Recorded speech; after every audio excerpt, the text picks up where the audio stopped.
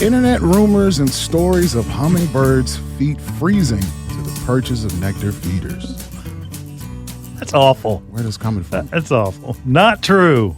Sheesh. Not true. An internet hoax.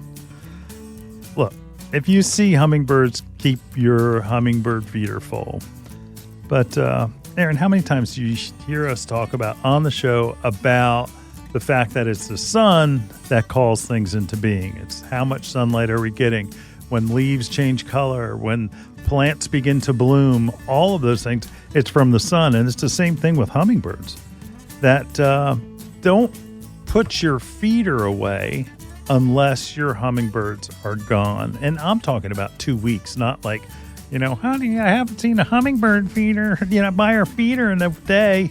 In a couple of weeks, if you haven't seen a hummingbird at your feeder, it's time to probably put it away. Empty it out, because you don't want to leave it out there. We always have been talking about how hot it's been. So you don't have to worry about it freezing, because hummingbird feeders that are made of glass have freeze and they crack. Right. But we haven't gotten even near that kind of weather yet. But it's important to keep it out there, because there aren't places for the hummingbirds to get nectar. And here's something to think about. Right? Hummingbirds are in Canada, and they follow the coastline down as before they go across country. Mm-hmm. And there's a launching point that is actually in Cape May for a lot of birds. I mean, everything from raptors to obviously hummingbirds and songbirds, and that there's a collection where they kind of all meet, because they're all some birds are traveling south to north, some are going north to south, but that area is like a launching point for them to make a big leap across large bodies of water. Gotcha. That's our rest stop in our backyard. Yep, it is. Right? On the way, what's the song? On the way to Cape May? On there the you way go. to Cape May, something like that. I don't know. I don't know if you're dating yourself or me that I don't know. So, but that song's older than you. I'm sorry. It is. Yes, it is. It is. Yes, it is. Much older. Much older. But look, if you have seen a hummingbird, keep your feeders full. It's not going to kill you to make it, another batch. The cooler it is, the longer it'll last. But if you have temperatures like this morning, I'm in the business, so I have to check to see what the weather is. We're still irrigating all of our nursery stock, and this morning it said 28. 28's pretty cold. Yeah.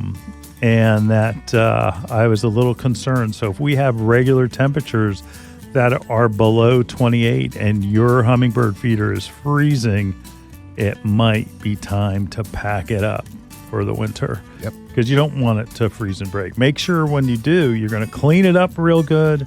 You're going to make sure that all of those ports, that you'll look for black mold and things that have grown into that.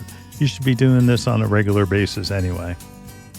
But Absolutely. Again, clean it up, get it ready. So all you have to do next spring is just to fill it. So just like in spring right now, there aren't a whole lot of sources of nectar for hummingbirds.